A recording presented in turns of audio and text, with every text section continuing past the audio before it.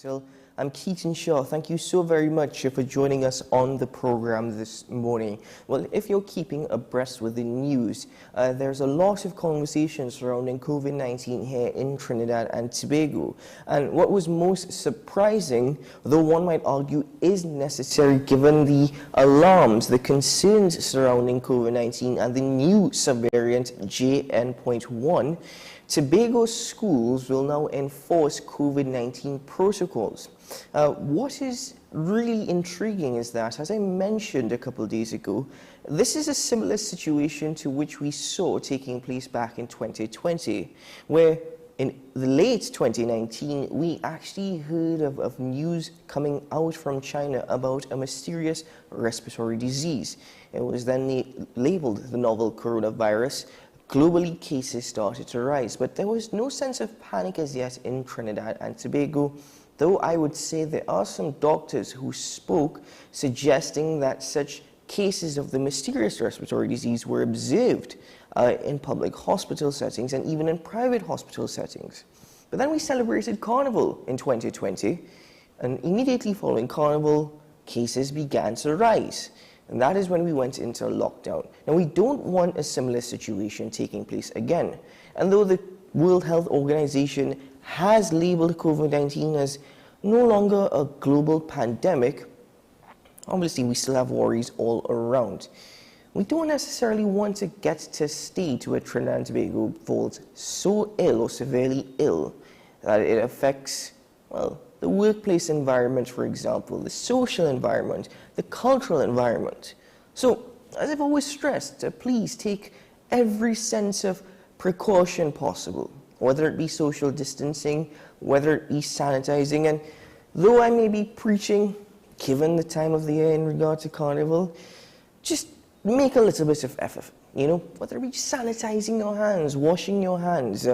It does go a long way in the end. And of course, once you can, beef up on your vitamins, a healthy diet and light exercise will help, though the heat really does have its say in that sometime.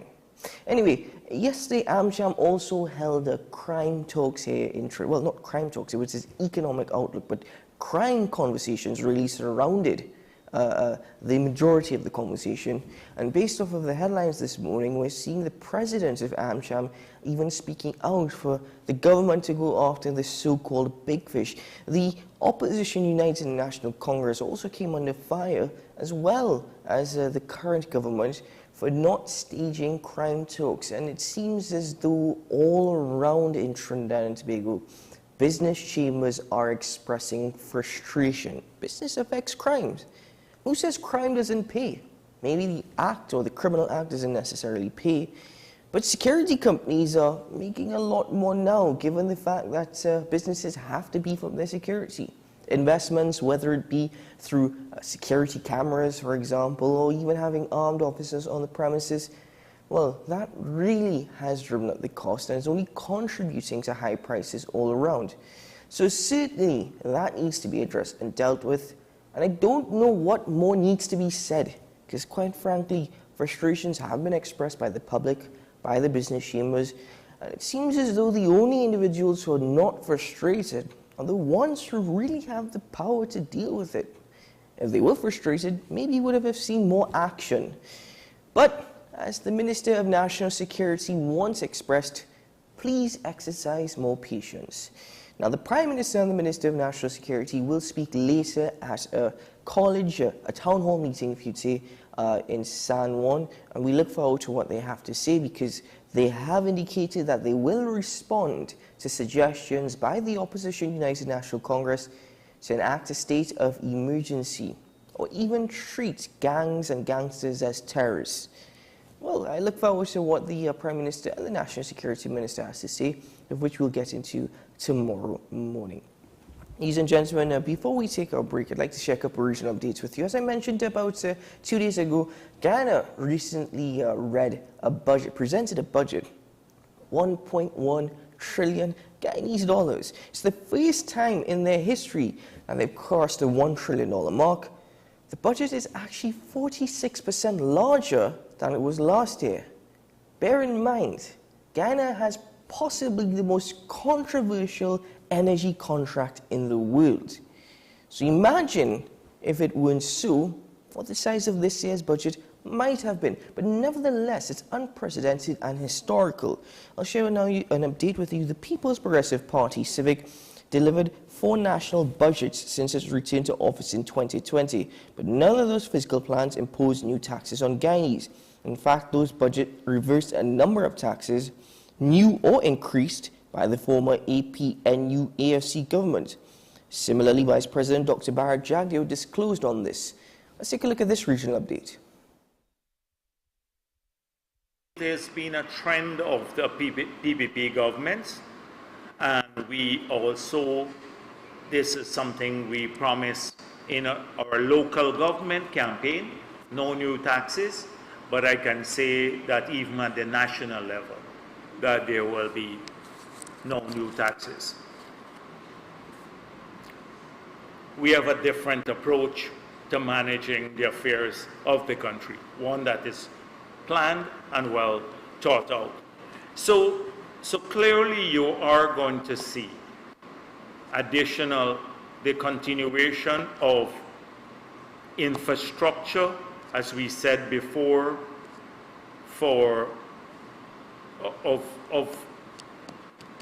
different nature. You're going to see economic infrastructure continuing, projects that will expand our productive capacity. You will see support for industries. You will see social infrastructure, that's community roads, health centers, the health facilities, education facilities, recreational facilities, large amounts being done in the communities themselves. You will see more help to vulnerable groups, significant support to children, women, elderly. There are specific initiatives that would tackle those in a major way that you will see. You're going to continue to see support for job creation and expansion of job creation. So I'm not going to get into specifics because a lot have been mentioned, things that are ongoing by the President, and the Minister of Finance will get into the details of that. Ladies and gentlemen, we have one more regional update to share with you before we take our break, and it is with Guyana as well. The United States Deputy Assistant Secretary of Defense for the Western Hemisphere, Daniel Erickson, visited Guyana in a move that signals the American interest in bolstering the capabilities of the Guyana Defense Force. He engaged Guyana's President, Dr. Irfaan Ali, and other members of government and the security forces, and afterwards he spoke about the U.S. interest in helping to develop the capabilities of the Guyana Defense Force. This week, the United States Deputy Assistant Secretary of Defense for Western Hemisphere, Daniel Erickson, visited Guyana. It was his first overseas visit for 2024, and he met with a number of government officials, including President Dr. Irfaan Ali and Prime Minister Brigadier Retired Mark Phillips. He also met with a number of security officials, including the Chief of Staff of the Guyana Defense Force, Brigadier Omar Khan. So why exactly did Mr. Erickson come to Guyana? Well, based on information released by the Office of the President here in Georgetown, Mr. Erickson held wide-ranging discussions with President Ali and members of the government. Those discussions focused on improving security here in Guyana. And it also focused on how bilateral ties, particularly in the area of defense between Guyana and the U.S., could be improved. Now, in an interview with the Department of Public Information, following his engagement with government officials, Mr. Erickson spoke a bit more about the U.S.'s focus here in Guyana. Now, according to him, his department is focused on ensuring that there is strong defense collaboration between the Guyana Defense Force and U.S. military. In his interview with the Department of Public Information, there were 3 main points that Mr. Erickson made, at least in relation to defense. The first is, he made it clear that the United States is interested in having this hemisphere remain a zone of peace. Now that's particularly important because Guyana and other nations within this hemisphere have all said that this area must remain a zone of peace, particularly in light of aggressions from Venezuela that heightened at the end of last year. Secondly, Mr. Erickson pointed out that the U.S. has an interest in guaranteeing that Guyana is able to respond better to cyber threats. The U.S. is working with Guyana and other nations within this region to ensure that their cybersecurity efforts are bolstered. And finally, he spoke generally about the U.S. wanting to bolster the capability of the Guyana Defense Force to respond to anything that it needs to. This is also important because the government of Guyana has been focused on building Guyana's defensive capability. That includes improving the human resources available, but also investing in assets that would be needed as Guyana tries to improve its defensive capabilities. Outside of his meetings with government and Guyanese security officials, Mr. Erickson also engaged with the Secretary General of the Caribbean Community, Dr. Carla Barnett, at the CARICOM headquarters in Turkey, Georgetown. According to a release from CARICOM, Mr. Erickson and Dr. Barnett also spoke about defense in the region and the U.S.'s support for bolstering defense capabilities in the region, but their discussions also included talks on climate change. Ladies and gentlemen, we take a break on AM Prime, and when we return, we get into a very special conversation with some very special guests. We'll be right back after this.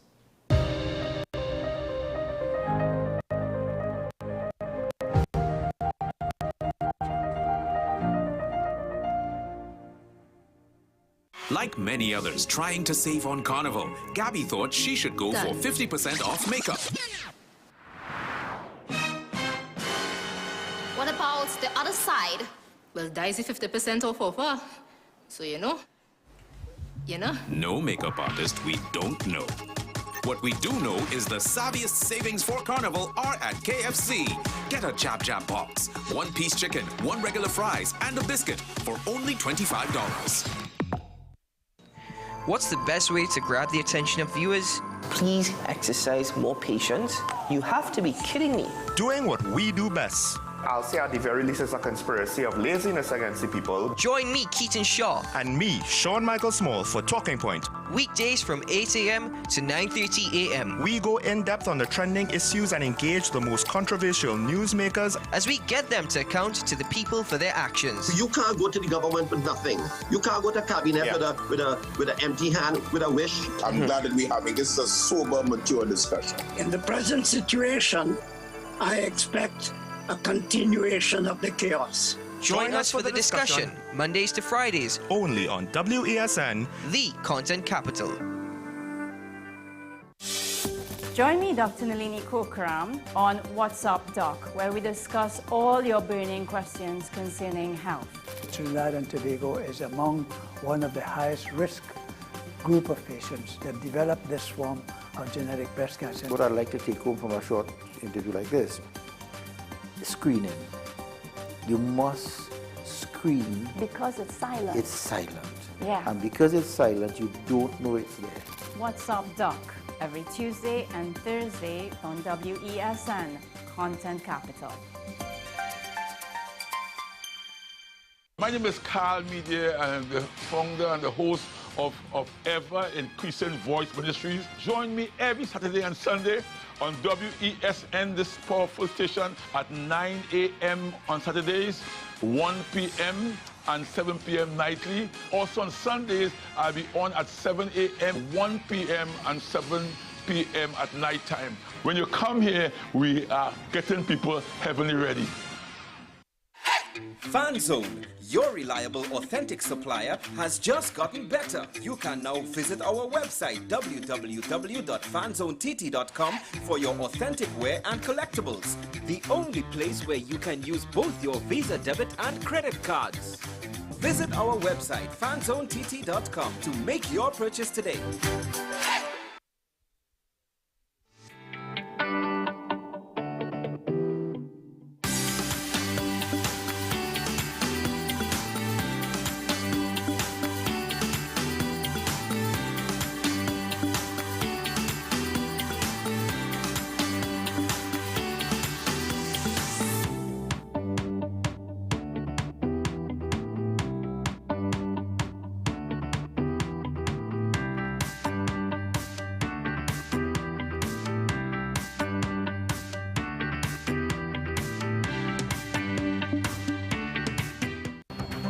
The issue, the continued rise in the price of flour and its impact on the cost of living in Trinidad and Tobago. How should we go about it? I want to ask you, what has been revealed to you about the state of vulnerability in the country because of this exercise and because of what we're going through? Is the government losing the war on the vaccine front? The discussion should revolve around the common good for the greatest number of people in Trinidad and Tobago. How do we inculcate a sense of respect and regard for people who may not be of your own political ilk or persuasion?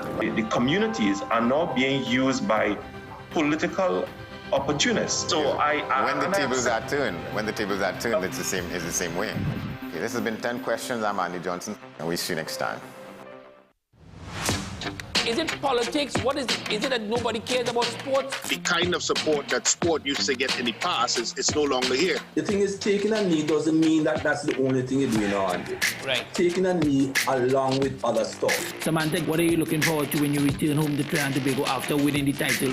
Thank you very much for speaking it into existence. Is it no pressure on Nicholas Ball? It makes me more motivated to work hard and to go out there and rep the white and black. Why are we sending a team to the Winter Olympics? There are a number of Trinbagonians who are in the diaspora and have grown up in winter sport. It's an opportunity that the Trinidad and Tobago Olympic Committee will not close the door on. I also believe in the players that we have. Once you can motivate the players, you can get the best out of them.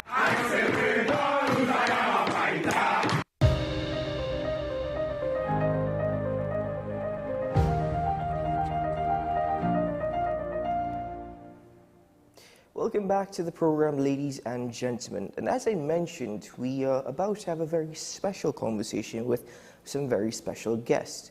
I'll give you a brief introduction. Following World War II, reconciliation between France and Germany seemed unimaginable. Efforts to actually have ties on a cultural, political and economic level through diplomacy culminated with the signing of the Elysee Treaty on January 22nd, not 2023 at all, it's 1963, by then German Chancellor Konrad Adenauer and then French President Charles de Gaulle. In 2024, we celebrate 61 years of the signing of the Elysee Treaty. In a world that is plagued by division, it has stood and still stands as the true strength of friendship and an anchor of stability. And it gives me great pleasure to introduce my guest this morning. To my extreme left, His Excellency Dr. Christopher Nicholas Eig, Ambassador Extraordinaire of the Federal Republic of Germany. Your Excellency, good morning and welcome. Good morning. Thank you so much for joining us. Thank you very much. And to my right is His Excellency Didier Chabert, and he's no stranger to AM Prime. He returns once more, Ambassador Extraordinaire of the French Republic. Good morning, Your Excellency. Welcome back. Good morning, Keaton. Good morning, Trinidad and Tobago. Well, thank you so very much for joining me. Dr. Eig, I'll start with you. As I mentioned, 61 years celebrating this friendship in a world that has seen its divisions. How would you describe the evolution of this relationship? In fact, what is the key to such camaraderie? Well, the key really is that after World War II, and we had World War I before, after atrocities committed by Germany, France extended its hand, and we grabbed this hand, and we started with the signing of the Elysee Treaty, something that is really unique also in Europe. Two people, not only government, but people really coming together and building on a friendship, having ties, in particular in the cultural field, in the field of exchanges, young people visiting each other, school classes, and so on. And this really has had a tremendous effect on our two countries that celebrate the Elysee Treaty now for the 61st time.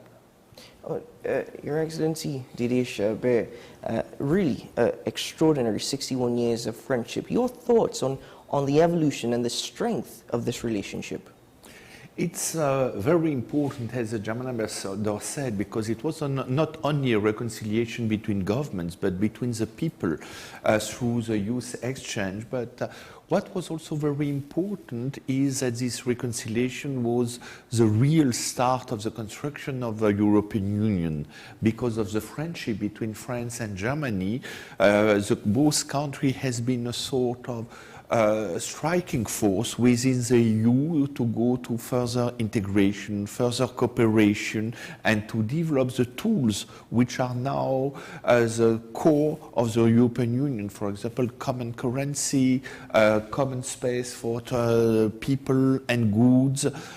So it was very important because the Élysée Treaty was really a political game changer in Europe. In terms of spirit, in terms of willingness to engage deep cooperations between the different countries of European and to construct the European Union as it is now. Therefore, how is this an opportunity to show the power of mutual exchange and peace? First, we will use the power of music. This is the reason of the concert we organize jointly next Monday. There is no better way to promote friendship than to use music, because music is universal. The message of music is really the nice friendship between people. So I think it was absolutely logical for us to express the political importance of the Élysée Treaty using the channel of music and a concert. So we are very pleased that once again, for the second year in a row, we will have the possibility to have this concert thanks to the strong support also of the Ministry of Culture and the personal support of the minister, the Honorable Senator Randall Mitchell. So it was really possible to use this fantastic asset of Trinidad and Tobago, which is the National Philharmonic Orchestra, which will provide a free concert on next Monday, because the concert will be open to all the music lovers of Trinidad and Tobago in Napa at 6:30 on Monday. Oh, Dr. Ike, the power of music. But it also shows just how deep cultural ties between Germany and France have become since the signing of the Élysée Treaty. Absolutely, and it really is not only in the field of music, but the field of art more generally, the field of science. There is cooperation without end. Really, it's something that is still growing, and every year the governments and those involved in the cooperation meet and develop a program of activities. Of plans of actions in all fields, and it extends actually also to our embassies abroad, like here in Trinidad and Tobago. I think there is no embassy with which we have a closer cooperation in this country, and we work very closely together, of course, with the European Union delegation, and as Ambassador Chabert has said, the German-French friendship is really key for the European integration and the European friendship. There's also something that you mentioned in your introduction, and as well as you, Mr. Chabert, and that is not only were the governments involved in the signing of this treaty, but the people as well, and that is what is most unique. In fact, how does this allow for further integration, interaction, and exchanges between the people of France and Germany, especially the young people of France and Germany? After the signing of the Élysée Treaty, we created the French-German Youth Office, OFAGE in French, and can you imagine, in 50 years, almost 10 million of young people, pupils, students came through school exchanges between the two countries, 10 million per young people. So it's absolutely impressive, and it's the best sign which can be highlight of the depth of the relation between our two countries. It's not just some intellectuals, but people, young people in the schools are going to visit and have contacts. They have also friendship created at the level of young students, and it's very, very important. We have also other tools thanks to European Union, for example, Erasmus, which gives the possibility to every young French student to go to a German university, and for a young German to come to France, to Paris, Bordeaux or Marseille to have some time in French universities. Yes, yes. And I would say, I mean, we are neighbors. We have a joint border, and it's in particular in those border regions that the cooperation has been intensified. I mean, there's school children that cross the border, which is not really a border in the way borders used to be. I mean, these are open borders. And they go to school, in France, German students going to school in France and vice versa, learning the language. So it really is something that is working on a day-to-day basis. And it was even exemplified last year, if I'm not mistaken. Incredibly, 60,000 free train passes were actually given to members of the public between Germany and France. And I thought that was most incredible. But I think more recently as well, the Elysee Treaty has had further success. In November of 2019, the Franco-German Solidarity, that political declaration that spoke on energy and guarantees energy security, that was signed between the French and German governments. And there was also the Declaration for a European Industrial Policy, which emphasizes what both you gentlemen have stated this morning, how this treaty really is the push for European integration. But in 2019, we saw the signing of the Aachen Treaty. Please tell me a bit more about the Aachen Treaty. Well, the Aachen Treaty, which we are marking 5 years now of the signing of the Aachen Treaty, is really a continuation of the Elysee Treaty. After 61 years, you look at the treaty and you see, what can still be improved and where can we build further, and that was the Aachen Treaty. We are celebrating the Elysee Treaty and the Aachen Treaty at the same time. This time it was signed in Germany, in Aachen. The Elysee Treaty was signed in Paris, of course, because it is the seat of the French president. The Aachen Treaty just furthers that recommitment. And Aachen is also a symbol because you know that Aachen was the city of, in French, Charlemagne, in German, Karl der Große. It's also the symbol of a time when France and Germany was the same country. With the same emperor, Karl der Große, Charlemagne, and it was also the sign that we can unite, of course not politically, because now we are two different countries, but we can unite facing the same challenges, climate change, for example, crisis in Europe, and economic development. We are absolutely like-minded on all the important challenges which the world is now facing. Well, Your Excellency, Mr. Shabe, what is next for the Franco-German engine? What is really next as you continue this cooperation and this friendship? First, we must be humble. We must continue to bring people together, to bring young people of both countries together. It's something, a process which needs to be continued because we need to keep this spirit of friendship between our two countries.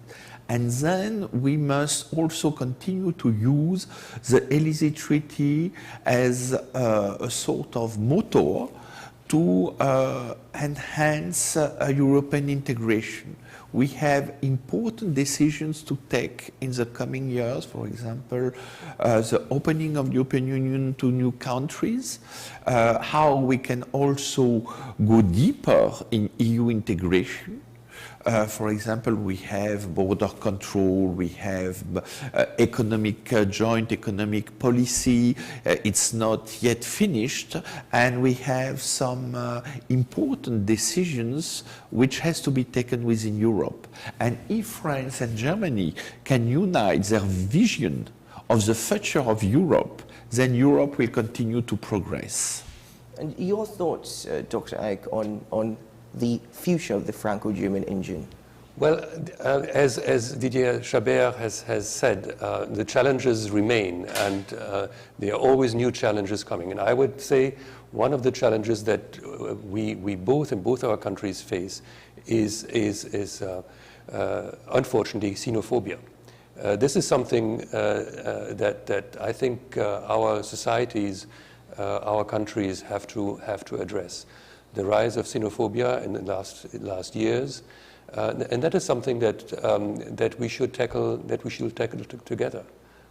Now, both of you and the embassies, the Republic of Germany, the Republic of France, have decided to share the hope, the optimism of this friendship, celebrating 61 years with Trinidad and Tobago. As you mentioned, this concert to be held next week, Monday, at Napa. But there was an interesting lineup. Could you please explain to us a bit more what we can expect from this concert on Monday? Music, music, and music. Beautiful. This is the core message. People who love music will enjoy so much this concert. There will be a part with very classical music pieces, including classic music from the Caribbean. We will present works from a French composer born as a slave in the 18th century, and he became one of the most famous composers.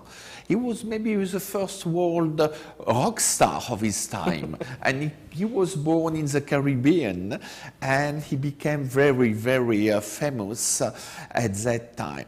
We will have also at the end a touch of calypso and Caribbean music. And we will have also a lyric part with one of the best soprano in the world today, Natalia Dopwell. She is from Trinidad, and she is an outstanding singer. You know, you have very famous singers in Trinidad, and few people know that some of the best sopranos in the world, for example, Natalia Dopwell, but also Janine Debic, are coming from Trinidad. Certainly, Dr. Ike, and we are most pleased that the embassies have chosen to share the celebrations with Trinidad and Tobago. And as mentioned, it's free to the public once they can get their hands on the tickets. Yes, that's right. It's free to the public. The only thing is you have to get tickets at Napa beforehand at the box office, and there are tickets available. So we would invite everybody to go to Napa, get tickets, and then come on Sunday evening and enjoy music, classical music, but as Ambassador Chabert has said, this touch of calypso, of string band, traditional music that you used to have here in Trinidad and Tobago with composers such as Lionel Velasco and performers.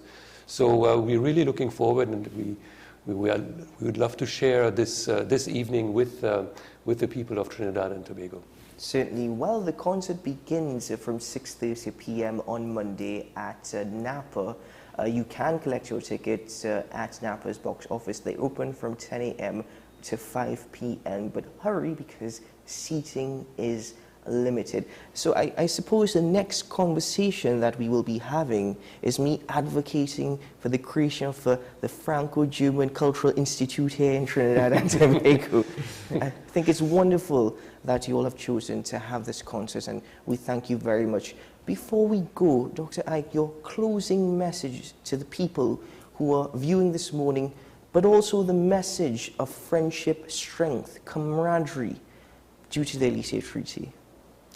Well, I mean, as Didier Chabert has said, we have to remain humble, and we are humble, but we think that it can be an example for people to come together And I know that in Trinidad and Tobago and in the Caribbean in the whole as a region, you do value friendship, you do value peace. This is a zone of peace. And you work together across borders. And this is something that we do have in common. And that we do want to share with you, and you are sharing your friendship, your vision with us, being fantastic hosts to our embassies and to people from France and Germany and from Europe coming to your shores. Well, Mr. Chabert, your closing messages. Please? Your closing message. My closing message is come to the concert. It's really something we want to share with you, because it's not something between France and Germany, it's something between our two countries and Trinidad and Tobago. The spirit of friendship is something which needs to be not only in the region, but something people needs to understand and to share. So it's a moment to share friendship and a moment to share music. Certainly indeed. Well, Your Excellency, Dr. Christopher Ike, thank you so very much for joining us on the program this morning, and thank you for this privilege and opportunity to be able to have this conversation with you. Your Excellency, Mr. Chabert, it has been a pleasure. It really has been. Thank you so much once more for joining us on AM Prime. Thanks a lot. Thanks for having us. Thank you. On behalf of AM Prime and WESN, and by extension Trinidad and Tobago, thank you for this concert, but also congratulations on 61 years. And we only look forward to further collaborations. Thank you so very much. Thank you so much. Thank you. Ladies and gentlemen, we take a break here on AM Prime, and when we return, the conversations will continue.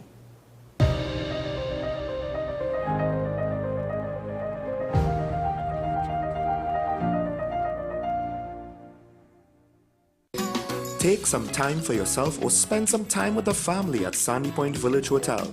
Enjoy our various studio and suite apartments, self-contained with their own kitchenettes and Wi-Fi.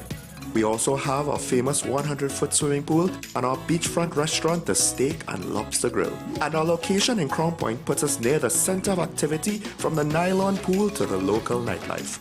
Call us and make your reservations at 639-8533, 389-2378, or email us at sandypointvillagehotel@gmail.com.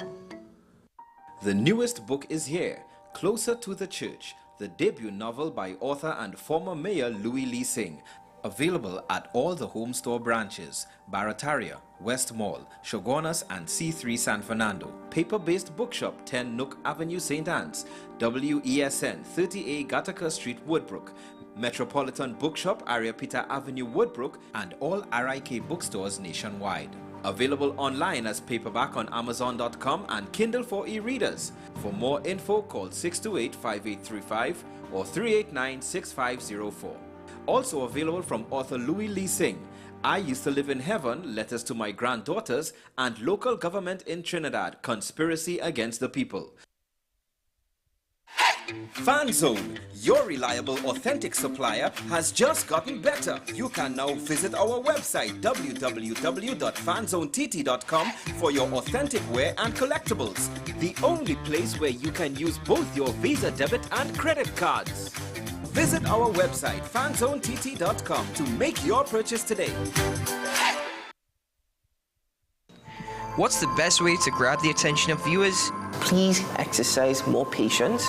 You have to be kidding me. Doing what we do best. I'll say at the very least it's a conspiracy of laziness against the people. Join me, Keaton Shaw. And me, Sean Michael Small, for Talking Point. Weekdays from 8 a.m. to 9:30 a.m. We go in-depth on the trending issues and engage the most controversial newsmakers as we get them to account to the people for their actions. You can't go to the government with nothing. You can't go to cabinet with an empty hand, with a wish. I'm glad that we're having this a sober, mature discussion. In the present situation, I expect a continuation of the chaos. Join us for the discussion, Mondays to Fridays, only on WESN, the content capital.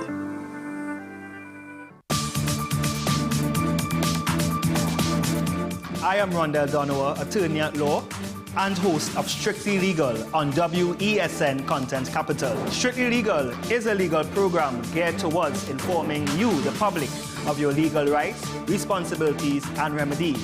So be viewing Thursdays 10 a.m. to 10:30 a.m. Join me, Sule A. Joseph, as I delve into the day-to-day psychological issues plaguing our society. We will discuss behaviors that encompass the biological influences, social pressures, and environmental factors that affect how you think, act, and feel. Site, Thursdays at 11:30 a.m., only on WESN, Content Capital.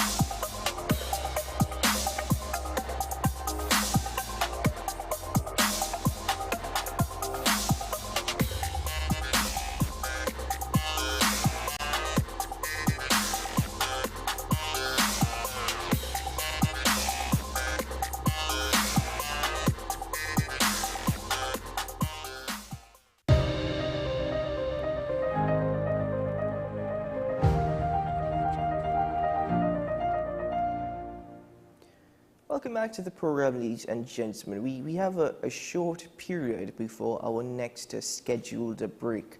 But in doing so, the time permits us to share another regional update with you. And this is coming from Cuba. This is intriguing. The Cuban government has announced a 5-fold increase in prices of fuel as it struggles with shortages and a deepening economic crisis. It said that from February, the price of a litre of petrol would rise from 25 pesos to 132 pesos. So 25 pesos is roughly 20 cents US, and it's now risen to 132 pesos. The government, which subsidizes many goods, hopes this will help reduce its deficit. It is the latest measure making life really difficult for cash-strapped Cubans.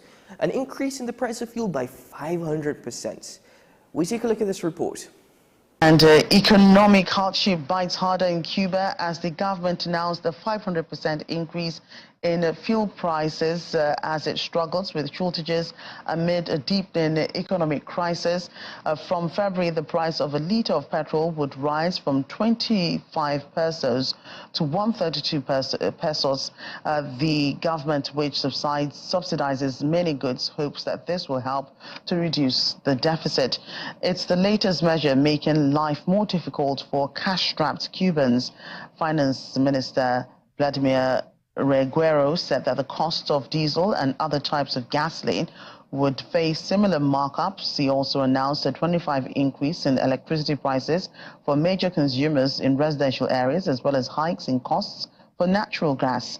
Mr. Reguero said that the government would also open 29 new petrol stations, which will solely accept payments in US dollars in order to raise foreign currency to purchase fuel on the international market.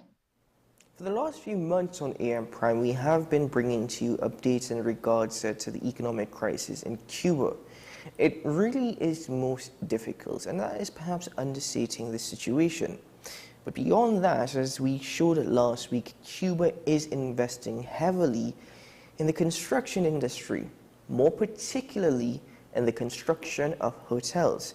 However, tourism is down, and it is affecting everyone as Cubans rely heavily on tourism more than anything else for their income. This is only pushing them further and further to the edge. We hope that the situation is resolved very soon. Ladies and gentlemen, we take a break on the program. And Mauritin, I'll welcome my final guest for this edition of the program.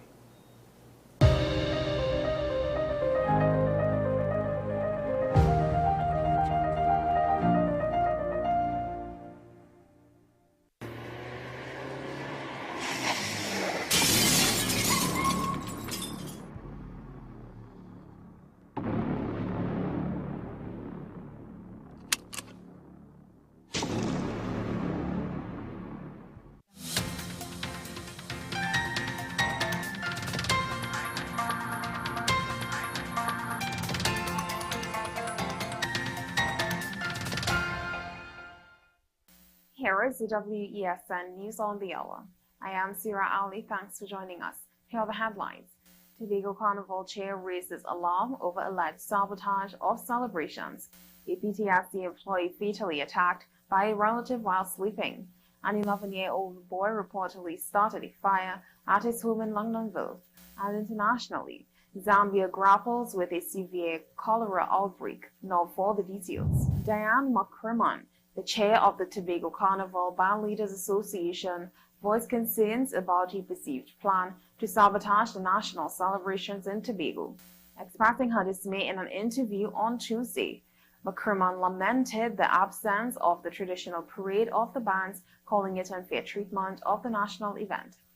According to a report, feeling hurt and troubled by the changes, she emphasized the need for open dialogue and a mutual understanding to address altercations to the usual festivities. McCrimmon highlighted the importance of preserving the essence of the celebration while acknowledging necessity for discussions to find common ground. A tragic incident unfolded in Freeport on Sunday morning as Devdat Gopi, a 58-year-old PTSD employee, was fatally attacked by a relative while he was sleeping at his Grand Trace Extension residence. Gopi sustained multiple wounds across his body during the harrowing incident that occurred between Saturday night and Sunday morning. Heartbroken survivors claimed that if the police had intervened 3 days earlier, responding to their report of one of the assailants' numerous attacks on both Gopi and his wife, Pauline, the grim outcome might have been averted. A residence in Longdonville faced significant damage on Monday morning due to a fire reportedly ignited by an 11-year-old boy. At approximately 8:30 a.m., the police received a distress call about a two-story home along Depot Road engulfed in flames. Upon arrival, law enforcement found firefighters from the Chagonas Fire Station actively working to control the blaze.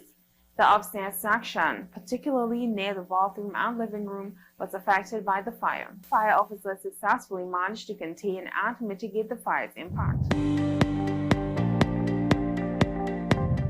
In international news, Zambia grapples with a severe cholera outbreak, claiming over 400 lives and infecting more than 10,000 individuals, prompting a nationwide closure of schools following the year-end break. In a concerted effort to address the crisis, a soccer stadium in the capital has been repurposed into a treatment facility. Undertaking urgent measures, the Zambian government initiates a large-scale vaccination program and commits to supplying 2.4 liters of clean water daily to affected communities throughout the southern African nation. Well, that's it to News on the Hour on WESN. I am Sira Ali. Thank you for watching.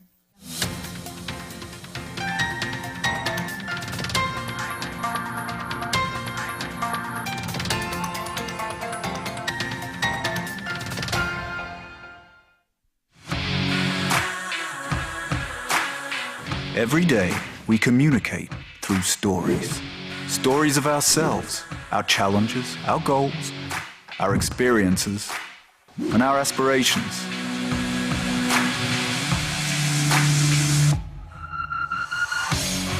Storytelling is an art that we have mastered.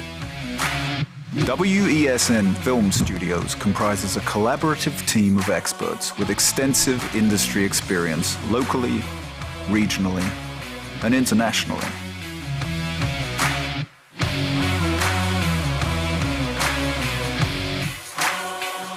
The ability of your business to successfully communicate with your preferred audience depends on the strength of the stories you tell. Your vision should be communicated in a high-quality, professional, and creative way.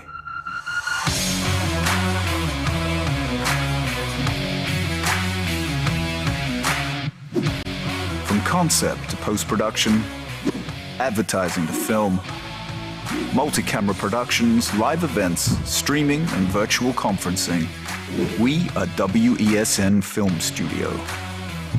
Let your own unique voice be heard and your vision realized. Call us today at 628-5835 for your next production.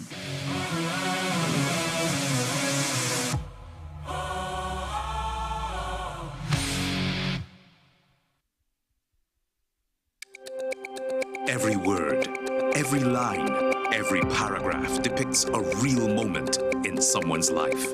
A father, a sister, a mother, a brother.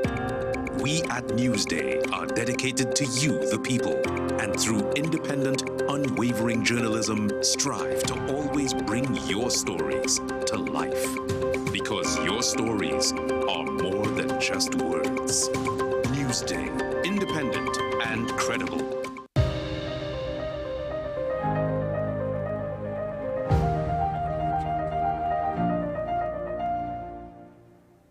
Welcome back to AM Prime, ladies and gentlemen, and we get into our final conversation this morning.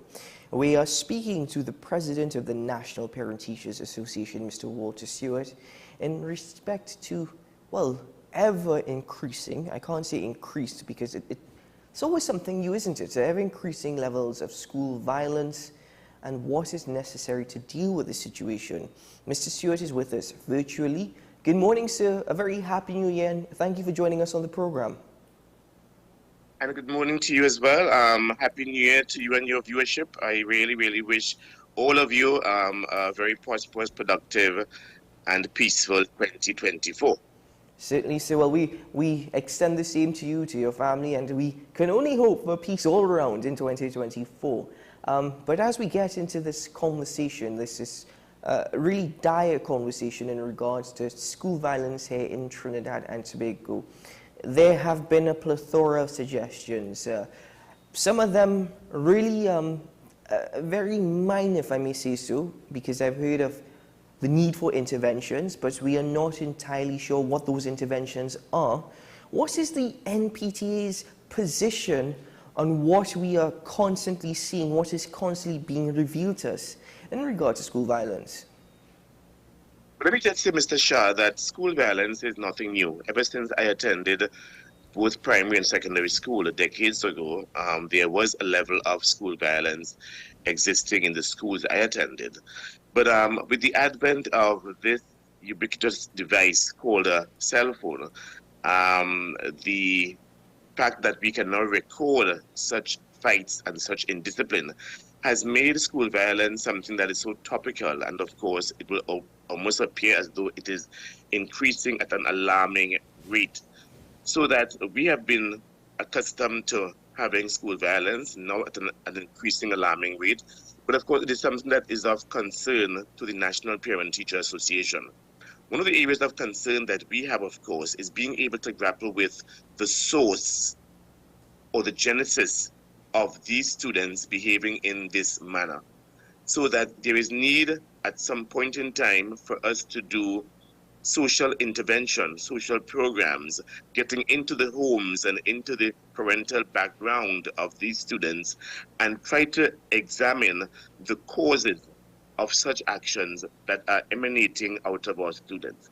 So one of the issues that we strongly recommend would be intervention, getting into the family circles. I made mention recently of when my father, who was a former headmaster in Tobago, when he was in a rural school as a principal of that school, he knew by name and almost by nature the background of every student who came into his school, because he was able to go around to each house, each household, and speak with and get to know and understand the socioeconomic conditions of that home, of that household, so that he was able to, with his staff, be able to assist or get assistance where necessary in order to avoid any untoward situations taking place with those students at the school.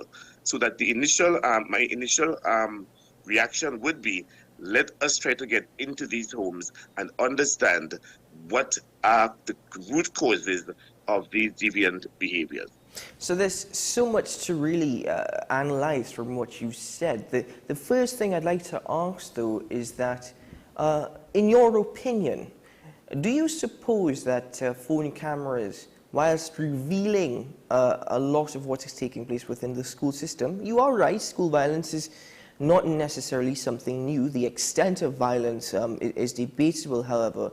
But do you think that is a good thing, that we are becoming more and more aware of the violence emanating from school? Or do you think that the recordings of such are really unnecessary and may even add or encourage violence? No, I think that the fact that we are now being made aware of these, well, let me use a colloquial word, of these facts at our school, we are now being able to understand what is taking place behind, well, and in and outside our school doors. So certainly, I would want to say that these devices have now put us in a better position to be aware of them. How we deal with them now that we are aware of what is taking place is the important factor. Mm-hmm. Now, furthermore, the last point that you made in regard to getting into the household, and I suppose this is where the importance or the relevance of a PTA comes into play. There are many times, and we're seeing it, Mr. Stewart, and I'm sure you've seen it, where parents are not necessarily active in the PTA. In fact, in some schools, I have been told that a PTA is more or less non-existent. And there's also, many times you see it, how parents react. Some of them even going to the school and contributing to violence or posing violent behavior. Even at times reprimanding teachers, saying, you cannot talk to my child that way. Who are you to deal with my child? This is what we're dealing with now. So I like what you mentioned, which seems to be the old school factor, which seems to be a dying breed, where you have principals and teachers who take such a serious stance. However, how do we actually bring back such relationships? Good. Well, I'm not sure if you are aware, Mr. Shah, but the executive that I have the honor and the pleasure to lead is about 2 months old. We came into office on the 11th of November. And whilst we have hit the ground running, one of our major issues that we are dealing with, of course, is the need for increased parental involvement from 2 prongs, really. One, of course, a more intimate relationship with our schools. And of course, 2, being able to get our parents to attend PTA meetings. Many a times, and you are correct, we go to our PTA meetings and there is, let's say, about 10% of the school population capacity. In other words, if the school has 200 students, we get about 20 parents coming to our PTA meetings, which of course is, in my view, very unacceptable. So that we are trying to be able to let our parents know the need for parental involvement and the importance and relevance of attending our PTA meetings. We are pushing hard on that. And as well as, why is there a need for a PTA in the first place? Why do we need to have a PTA in our schools? One of the major factors in having a PTA in your school is that if you are a PTA member, and this is tested locally and internationally. Once you are involved in your child's educational life, you go to your PTA meeting and you show that interest and concern in your child. In 100% of those instances, those children are going to be successful individuals. We make no bones at all about that. Mm-hmm. So then, therefore, based off of what you've seen, what you've experienced, and what your executive also has experienced, is there a lack of investment from parents in their children's education? And that is caused by several factors as well. In some homes, we have single parenting, for example. The parent has to probably hold down 2 or 3 jobs in order for the children to survive and to be able to even afford to come to school. So that there are varying and several factors that may cause the lack of attendance in our PTA meetings.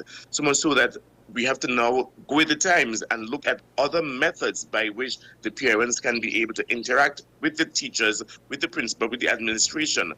For example, we can do hybrid systems, for example, where, of course, you can have face-to-face as well as virtual meetings. But there has to be a mechanism, and of course, we want to encourage a mechanism in our schools whereby there is that relationship, there's that involvement, there's that parental engagement in our schools at all levels. It may mean sometimes having your PTA meetings reset for a particular time. In other words, if you were doing it at 4:30 in the past, probably may have to look at another time in order to have your PTA meetings. But whatever it will cost you, in order to ensure that there is maximum parental involvement, and this is from all factors, we really want to encourage that.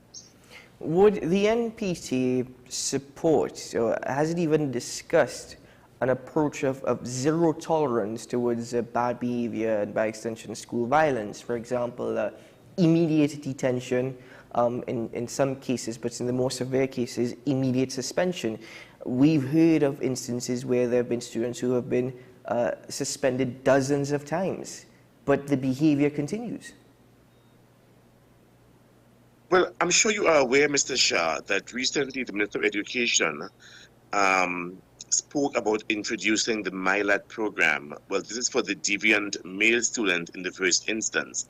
And of course, the NPTA is on record as endorsing and supporting this initiative. The issue is really one of putting your foot down on such issues and making examples of our students so that when they even conceive or think of being involved in indiscipline or deviant behavior, they will think twice because they know fully well that there are consequences. So to answer your question, yes, we want to ensure that there is some discipline matrix in place to deal with, to attack, and to counteract these indiscipline, these deviant behaviors in our schools. The NPTA will give full support to whatever measures may be put in place. Once they are legitimate, certainly we would want to support those measures to ensure that the indiscipline is being mitigated, is being abated, and of course, to some extent, almost at a zero level. Well, Mr. Stewart, I'm sure you're aware the discipline matrix does exist according to the Ministry of Education, and such matrix is available online for anyone to peruse. But clearly it's not working. Clearly it isn't working. I want to also proffer as well, is it being implemented? Because while it is a discipline matrix as well, it does not necessarily mean that some of our schools are implementing this discipline matrix. But certainly if it is not working, there is need for us now collaboratively, all the stakeholders in education, to come back and review this discipline matrix, and of course to make further recommendations to ensure that our students understand that it's not business as usual. It is not that you can continue with your indiscipline and your deviant behavior, but clearly there is need now for us to implement strongly whatever discipline matrix is in place. And of course, again, as I say, to set examples of our students and let their peers know, no, this is not going to continue, or this cannot continue at this level. Well, within the meantime, while these measures are being implemented, these recommendations or suggestions are being explored and hopefully implemented, is there a need, for example, and believe you me, I'm aware that resources are stretched and are very thin within the TTPS, but having a TTPS officer stationed at schools, because I don't know, but it seems based off of experiences that MTS officers, it's a struggle for them to deal with. Well, the jury is still out on the involvement of the law enforcement agencies at our schools, so that while we see students, for example, bringing marijuana on the school compound, of course, which is cause for concern, bringing alcohol on the school compound. I'm told even in one school at some point in time there might be ammunition, etc. Whilst all this may be taking place, we need to now analyze if at all it is to the extent wherein we would want to bring on school, because I'm sure that many students are going to be intimidated with the presence of a police, most with a policeman in uniform, bringing in his rifle or his weapon as well. What of course we can probably look at, Mr. Shah, is as we talk about parental involvement, one suggestion is a greater involvement of our parents in our schools. Now, many of our parents are law enforcement officers or have been law enforcement officers, so they were in the system. One of the programs that we can probably look at, because it's a volunteer mentoring program sponsored by the Ministry of Education, is bringing in some of these former or current law enforcement officers, of course in plain clothes, after they have been screened, etc., and seeing how they can inculcate some of the discipline that they have themselves gone through, even during their training and their current situations as law enforcement officers, and be able to bring that back into our schools. Additionally, of course, I'm sure you're aware of the cadet program. When I was in secondary school as well, there was a very active cadet program in the school I attended. And of course, this inculcated a sense of discipline and good behavior and ethics and mannerisms, so that in our secondary schools in particular, introduction or continuing of the cadet program can also be one of the methods, one of the mechanisms by which we can also deal with our deviant students as well, and bringing back that discipline into our schools. Most definitely. I recall the cadet program as well, and I often wonder, where did that go? Because really, it very much active, and you saw student participation. So that is something really to explore. I'm actually very glad that you raised that. But as we are getting nearer to the time, as you mentioned, 2 months, you've now been at the helm of the NPTA.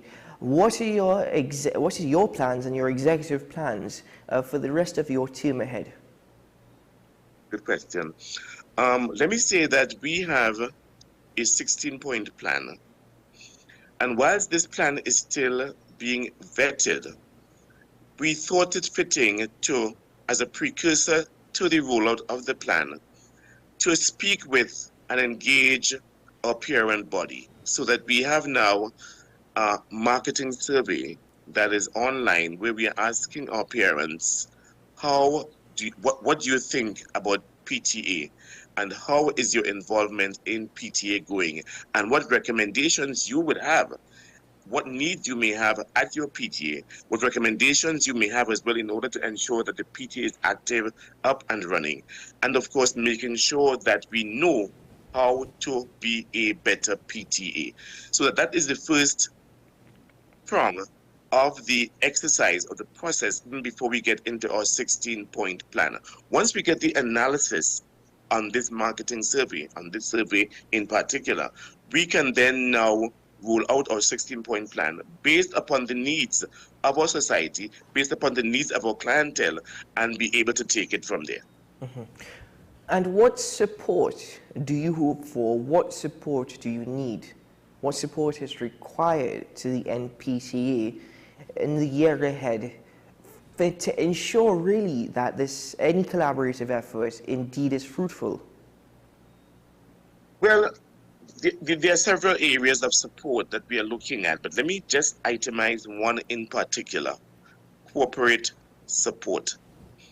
And I made the point, even at a meeting that we had in Tobago recently, that there is this issue of return on investment by our business people. Now, Mr. Shah, the bottom line of our business or corporate finance in Tobago is really the dollars, profits, making profits.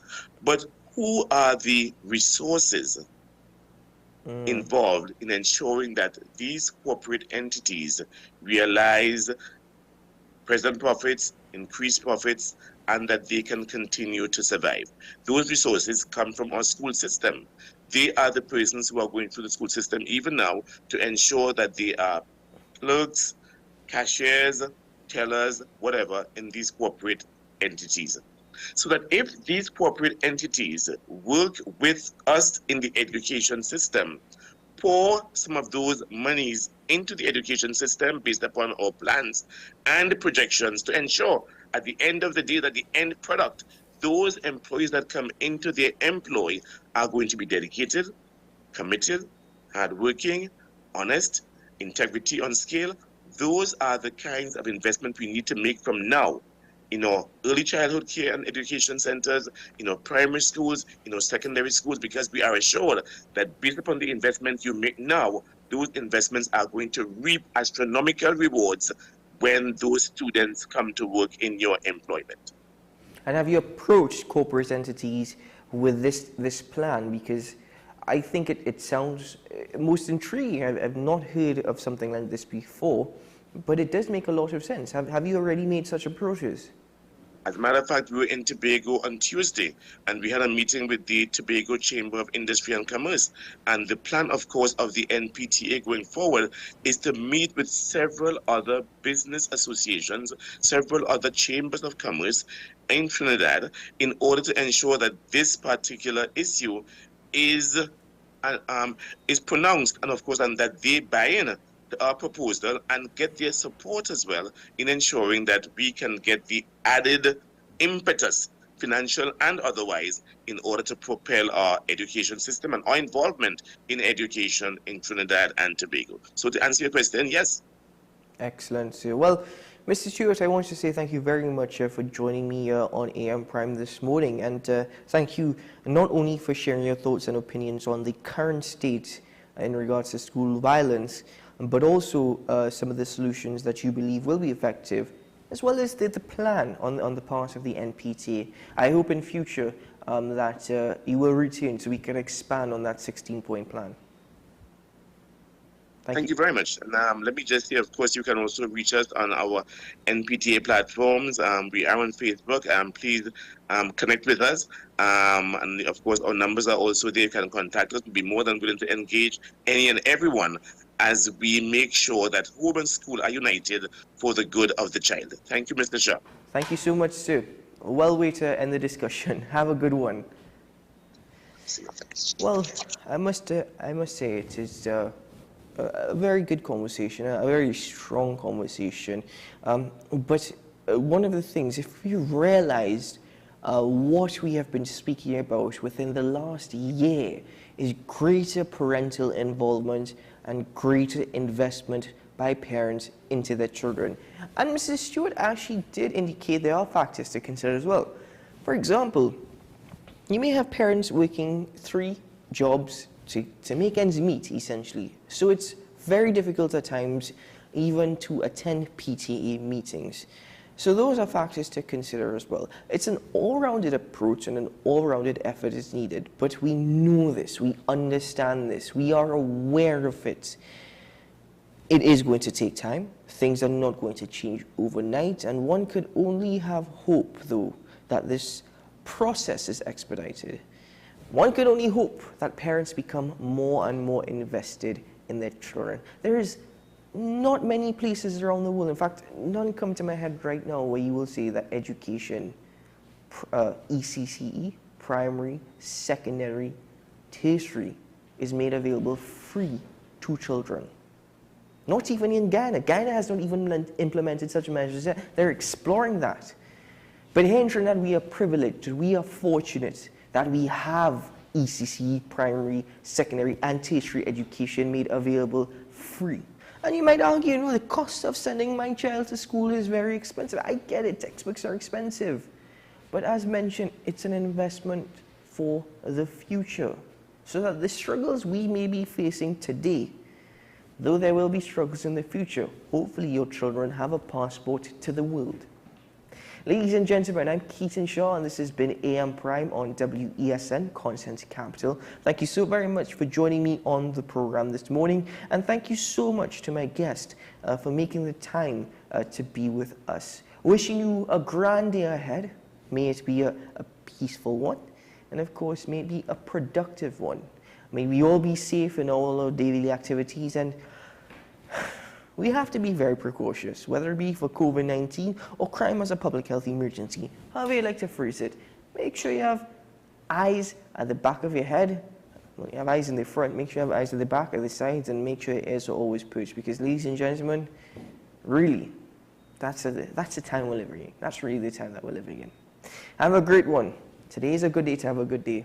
It always is. I'll see you again tomorrow morning. Bye-bye.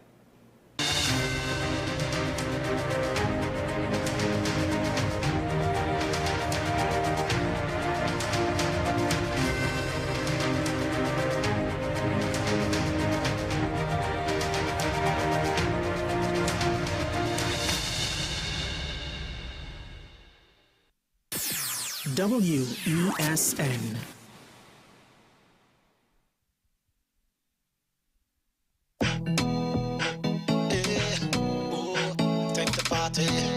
Yeah, yeah, yeah. Boss lady, it's 2024 and you're still accepting drinks from random strangers? Nah!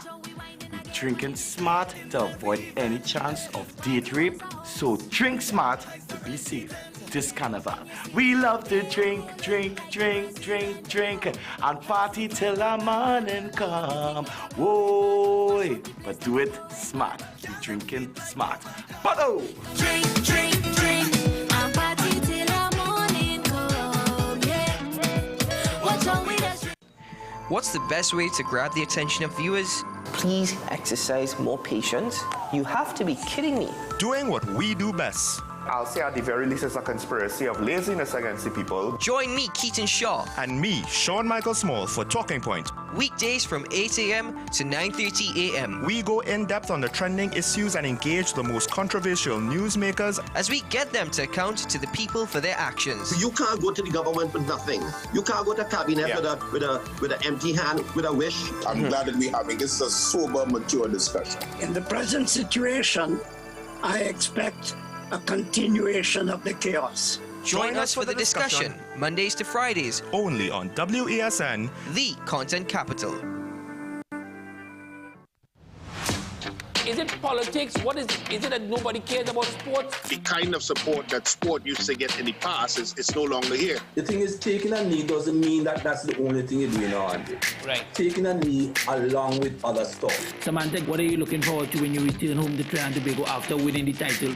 Thank you very much for speaking it into existence. Is there no pressure on Nicholas Ball? It makes me more motivated to work hard and to go out there and rep the right and black. Why are we sending a team to the Winter Olympics? There are a number of Trinbagonians who are in the diaspora and have grown up in winter sport. It's an opportunity that the Trinidad and Tobago Olympic Committee will not close the door on. I also believe in the players that we have. Once you can motivate the players, you can get the best out of them. The issue, the continued rise in the price of flour and its impact on the cost of living in Trinidad and Tobago. How should we go about it? I want to ask you what has been revealed to you about the state of vulnerability in the country because of this exercise and because of what we're going through. Is the government losing the war on the vaccine front? The discussion should revolve around the common good for the greatest number of people in Trinidad and Tobago. How do we inculcate a sense of respect and regard for people who may not be of your own political ilk or persuasion? The communities are now being used by political opportunists. So when the tables are turned, it's the same way. Okay, this has been 10 questions. I'm Andy Johnson, and we'll see you next time.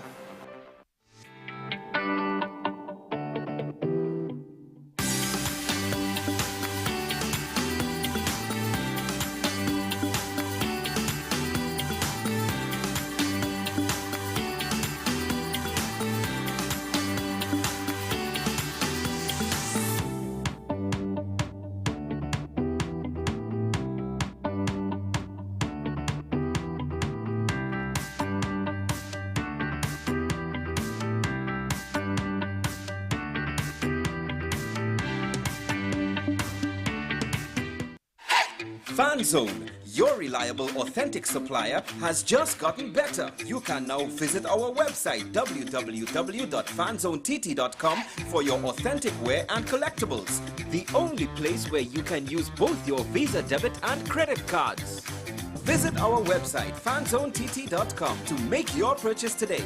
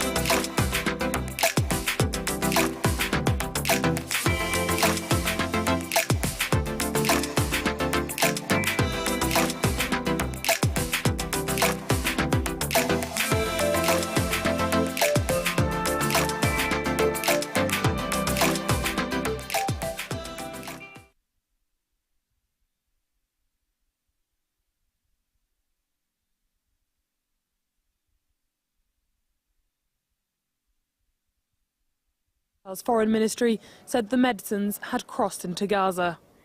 Over the past few hours, medicine and aid entered the Gaza Strip in implementation of the agreement announced yesterday for the benefit of civilians in the Strip, including hostages.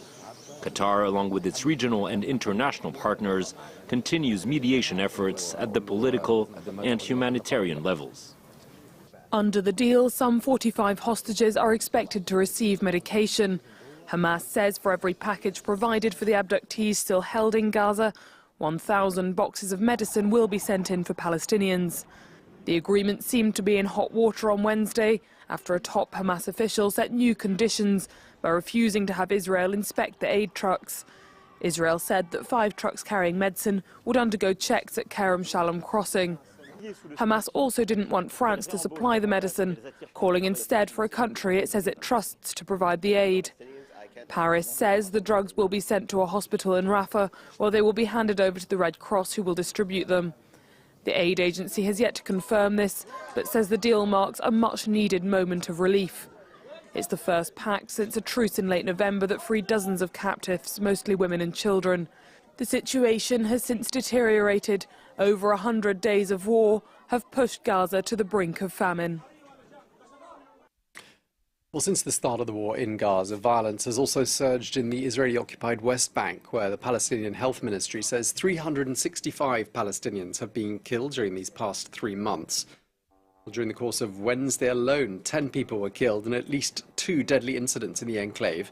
5 were killed by Israeli forces in the city of Tulkarem, and in another incident, 5 others were killed in an Israeli airstrike on a refugee camp near Nablus. The Ukrainian military says it shot down 22 of the 33 drones that were fired at the country overnight. Amongst the places hit by the Russian strikes, the southern city of Kherson, where several buildings were damaged and 1 woman was injured.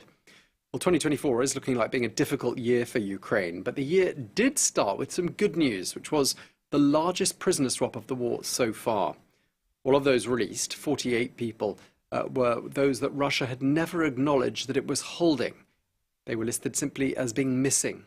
Or the family of missing people. A prisoner swap like this could be the source of great hope and great anguish. France 24's Gulliver Cragg explains. Valentina was told her brother was dead. The guys from his unit just wrote, "We're sorry, we couldn't get him out." A 120mm mortar hits their position. But she didn't give up hope, and after 10 months found this video showing prisoners of war on a Russian Telegram channel. I was in a taxi, but I screamed and cried because I saw that he was there, alive. I recognized his voice and I understood we can't stop searching. She formed an association with relatives of other soldiers who went missing around the same time and place. They hope that some of the 230 Ukrainians released earlier this month may have some clues. Each of the released guys may have some information about who they saw or spent time with in detention. We have to be very careful to not further traumatize them. But after letting some time pass, we get in touch with their families, and people are generally responsive and want to help. The families share whatever scraps of information they're able to glean with the International Committee of the Red Cross, hoping this may help push Russia to fulfill its duty to say who it's holding. Parties under international humanitarian law have the obligation to provide notifications to the ICRC about the fate and the whereabouts of persons who may find themselves under the control of the adverse party. All too often, though, they don't. So at this NGO based just outside Kiev, analysts piece together information from what the Russians do publish, like this video where a Ukrainian prisoner is being interviewed. Prisoners may have been threatened and forced to say certain things. But still we can gather from this video that he was not alone and that his comrades survived. We can find out who they were and assume they're also in detention. The centre also operates a helpline for relatives of missing or detained persons, who often call up in tears. That was the mother of a soldier who's been in detention for a year and a half. Some of the guys who were being held in the same place as him were just released. They said they were held in inhumane conditions, having to stand up for 16 hours a day. The 4 volunteers say they get around 1,300 calls every week. There was a rare display of public dissent in southwestern Russia on Wednesday, where hundreds of protesters clashed with the police in a small town in the region of Bashkortostan. Well, they're angered at the conviction and the imprisonment of a local activist. Well, police used tear gas and batons to disperse the crowds there. France 24's James Vecina tells us more. It's a rare sight in Russia. Riot police out to confront protesters, angry at the jailing of activist Fail Alsinov. According to Part 5 of Clause 282 of the Russian Criminal Code, Fail Alsinov is found guilty and sentenced to 4 years in corrective colony. Outside the courthouse, crowds throw snowballs and clash with the police in -20 degrees. Their reaction to the decision taken against the local rights campaigner. They met with tear gas in what's one of the biggest protests since the government upped its crackdown on public opposition to the Kremlin. The small town of Baymak is part of the Republic of Bashkortostan.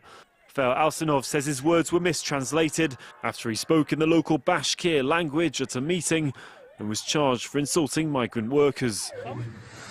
Alsinov denies this, saying he was referring to poor people instead, and was previously fined for criticising the war in Ukraine. I've always fought for justice, for my people, for my republic. I don't understand these actions coming from the head of the Republic of Bashkortostan towards the people who came today to support me.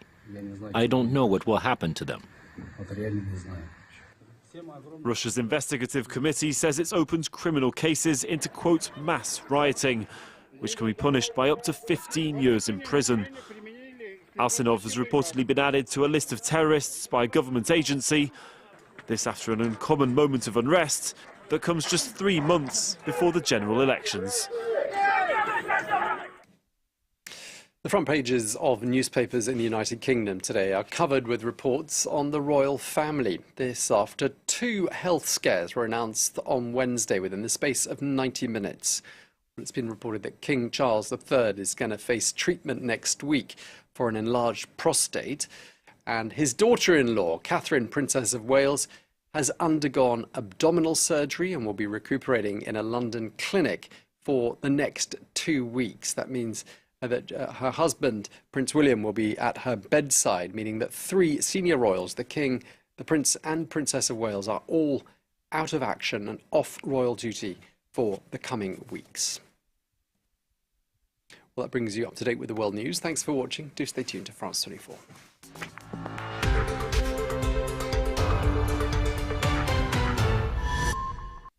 I'm Matt Hunt, France 24 correspondent based in Bangkok. Follow me here for breaking news and stories from Southeast Asia on France 24. Matt Hunt, one of the 200 France 24 correspondents around the world.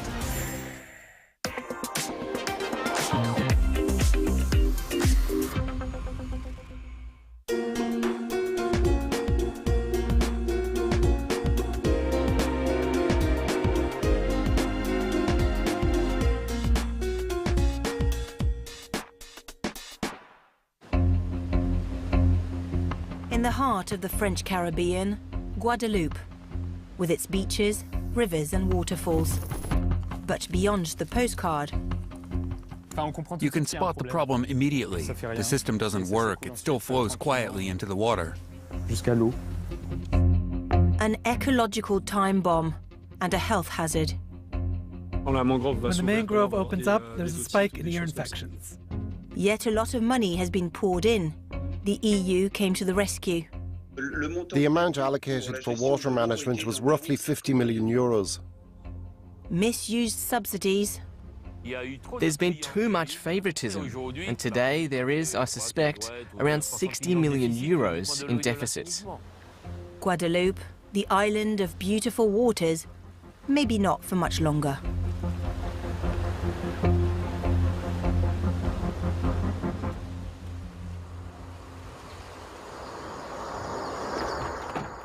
Philip Ramdini is filled with anger. The opposition councillor wants change.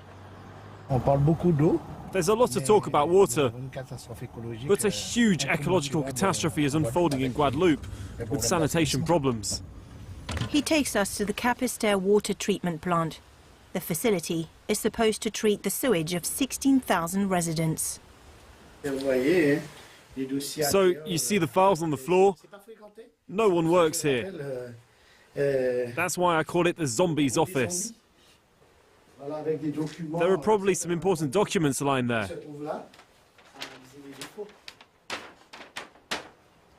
This shows us the whole process. And that's where the water's discharged into the environment.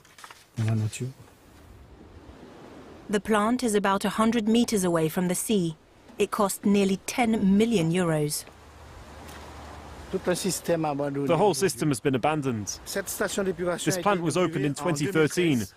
The EU helped to finance 60% of it. According to this document provided by the European Commission, the EU has forked out over 5 million euros to help build this plant. 10 years later, it's in ruins. EU members rely on Brussels to subsidize the improvement of the sewage systems. We talked to the man in charge of funding for the French Overseas Department. My name is Pierre Delevanger. I'm a European Commission administrator. We tell him about the abandoned water plant. I can't tell you why. They didn't tell you on site why this plant never worked? Because it's the first time I've heard about it. You didn't know? I wasn't aware of it, no. I can't answer your questions, unfortunately. Well, that's too bad. Philippe Ramdini blames local authorities for not looking after the water plant properly. The urban area south of Guadeloupe is called Grand Sud Caraïbe. It's home to 77,000 residents. Authorities there are responsible for sanitation. Yet according to Ramdini, the money was spent on fictitious jobs instead. 280 people work for the urban area of Grand Sud Caraïbe. Half of those people show up for work, but actually, they don't have any work to do. They come in, but they don't have any work. Government employees paid for doing nothing. In a report published in 2021, the Regional Audit Office raised the alarm. Working hours below the legal limit, recruitment of numerous staff without identified needs, personnel costs surged by 46% in 4 years.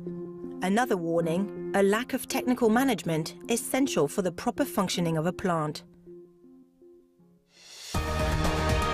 In 2019, the president of the Audit Office admitted the failure of local authorities. There are operational issues. We can see that local authorities have difficulty in sharing responsibilities regarding water and sanitation in the area. It's obvious that local authorities are not doing their job properly. At the heart of the scandal, Lucette Michaud-Chevry. She's my niece. I'm preparing her for the takeover. Former mayor, former regional president, minister under Jacques Chirac, Michaud-Chevry is dubbed the Iron Lady of the Caribbean. I know I haven't stolen anything. I've been generous. If I had to do it all again, I would. Her political career was marred by legal woes. In April 2022, she was brought to court for her management of Grand Sud Caraïbe.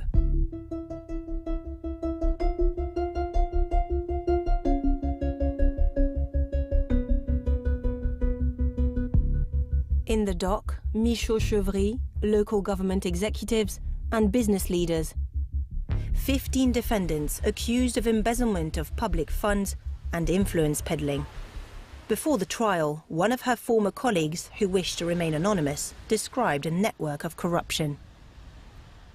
Lucette Michaud-Chevry knew very well how to use businesses to finance her electoral campaigns and her personal expenses, like renovations at her home or in her apartments in Paris. It wasn't just money from the wastewater treatment plants, it was also major projects on drinking water and sanitation.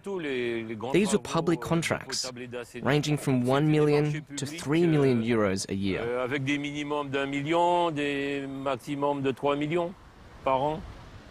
According to the prosecution, The scam started in 2010 until 2017. If you want a deal, you cough up some cash, or else you don't get the deal. Michaud Chevry passed away in 2021, before the conviction. She left a community on the verge of bankruptcy, with a deficit of more than 71 million euros, according to the regional finance watchdog. We have since discovered that the Capesterre ghost plant is far from being an isolated case. The prefect, the French government representative in Guadeloupe, has confirmed that 13 out of the 18 sewage plants do not work properly, as seen in these amateur videos. Europe is the most significant financial supporter, spending 65 million euros in 9 years. From Brussels, Pierre Dillevanger calls us back. He made some inquiries and, according to him, the Capesterre water plant was let down by the prefect, and therefore the French state. The project was indeed declared completed in 2017 by the prefect, so it's up to him as a representative of the French government to get the money back. We will ask France for explanations, but I would prefer to redo the interview so I can report to our bosses how I became aware of this case. At the time, the prefect was responsible for checking that European funds were used correctly. On several occasions, he called on local authorities in Grand Sud Caraïbes to restore the Capesterre water plant, as well as those in Sainte-Rose and Petit-Bourg. But nothing was done. The treatment plants continued to discharge contaminated water. On the ground, we noticed that the other stations were also affected. They're smaller and don't feature on the official map. Donc on peut rentrer par ici. Guillaume is part of a water users association. He takes us to this tiny sewage treatment plant. I didn't see this the first time. This plant is supposed to treat the wastewater from neighbouring houses and a nursing home. It's not been upgraded for years. It looks like mud. It's actually compact fecal remains that haven't been treated yet. Around 50 meters away, the beach. Swimming is officially banned here. The Regional Health Agency warns that the sea is contaminated with E. coli bacteria, with levels nearly 5 times higher than the authorized threshold. Yet everyone ignores the rules. It's been going on for years. Every time the signs are put up, they're removed. Anyway, we still swim. I know there's fecal matter, but we just rinse it off and life goes on. Residents, tourists and shopkeepers all close a blind eye. What do I do if swimming is banned? I'm not going to close my place to stay at home. There's no work in Guadeloupe. That's our only heritage, and we're stuck with it. In 2022, 15% of beaches were either closed or not recommended for swimming. According to the Regional Health Agency, the situation is likely to worsen if no solution is found. A threat to tourism and a public health concern, as seen on this popular surfing beach. In July 2021, fish were found in distress due to discharges from a nearby treatment plant. This surf club manager says it's a recurring issue during the rainy season. So when the mangrove is closed, there's no problem. It's only when the mangrove opens up that we'll have ear infections or something similar. That's why I believe there's a sense of urgency to deal with a wastewater treatment plant. Faced with poor water management in Guadeloupe, the archipelago was given another chance. In 2021, France agreed to fork out 320 million euros over 4 years, including €73 million from European funds. Regional authorities now oversee these funds instead of the prefect, a significant challenge for its vice president. We can continue to renovate, but if we don't have anyone to maintain the water systems, it's pointless. That's the lesson to be learned from these 13 treatment plants. This time, the French state is taking charge. Paris sent engineers to supervise the work and picked a director for the reorganization of the water system. This in a bid to reassure the European Union. No sanctions are planned against France, and the money spent on the ghost facilities will not have to be reimbursed. The EU will even release more funds. When contacted, the Commission declined to comment. Meanwhile, Pierre Delavangue, the head of the European Funds for Guadeloupe, retired with honours.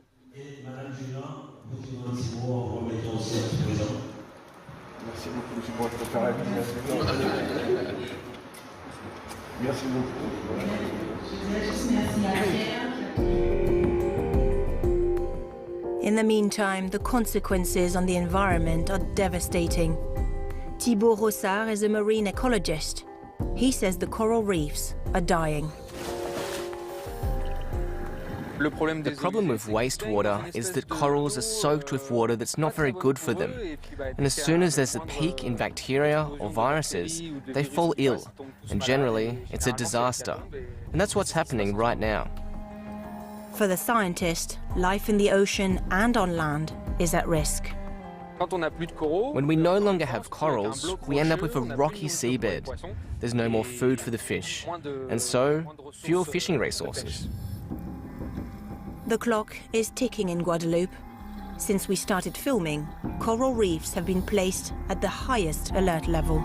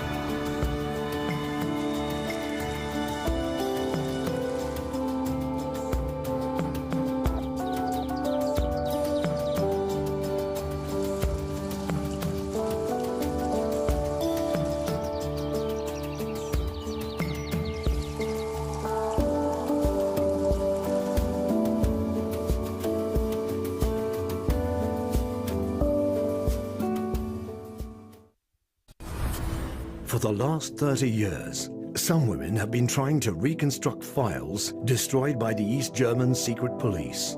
They are known as the Puzzle Women. Und wir waren ja dann auch neugierig, was da drin stand, warum sie ausgerechnet das vernichtet haben. Da haben wir dann angefangen, auch immer mal so Schnipsel zusammenzusetzen und zu gucken.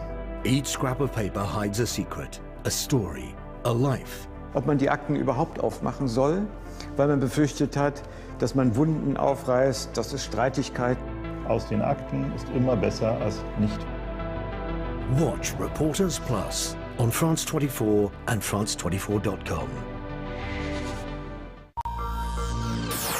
WESN.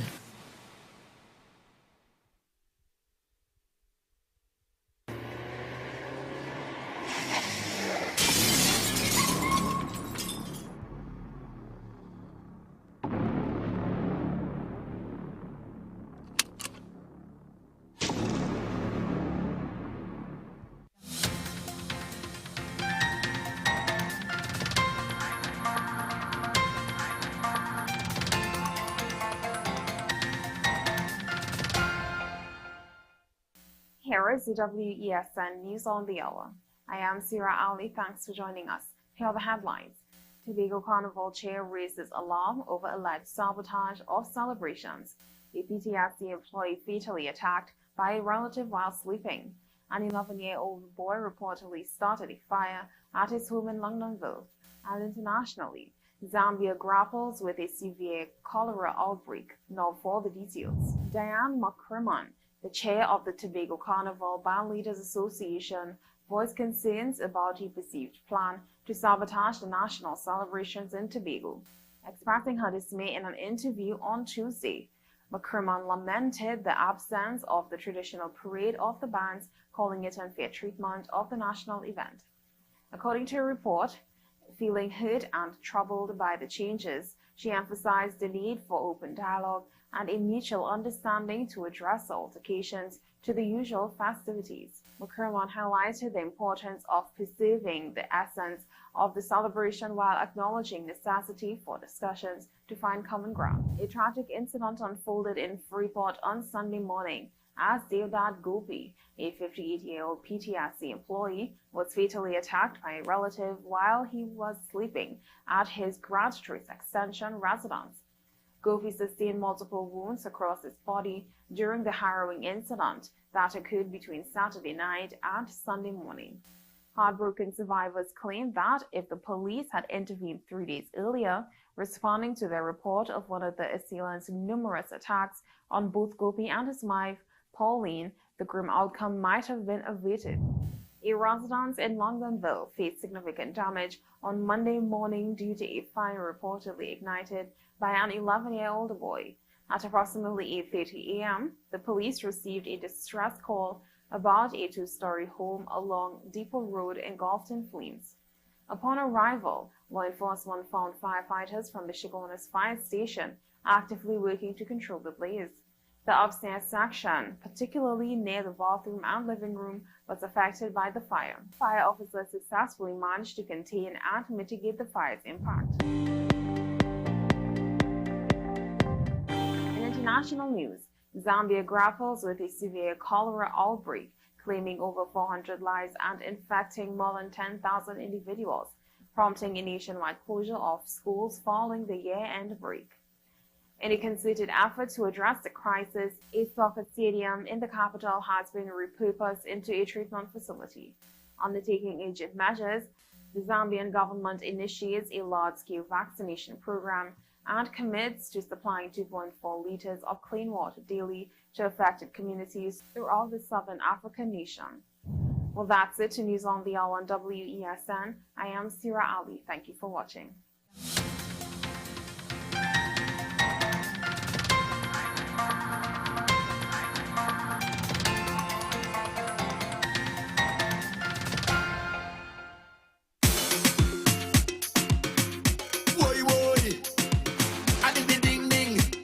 Yo, it's Rome! And this year we want to have a safe carnival just like every other carnival. So this year we're talking a smart carnival.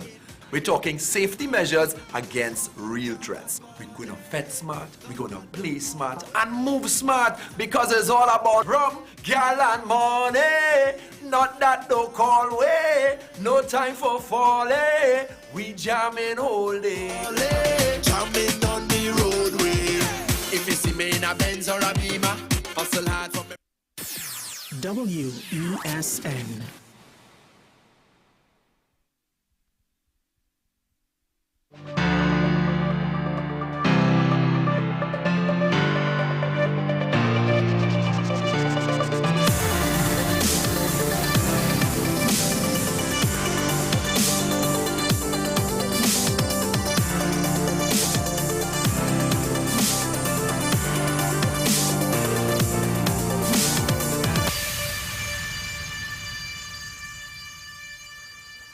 Good morning, folks. This is Talking About here on WSN, your content capital, WSN in HD. And this would be the last talking point for the week. So,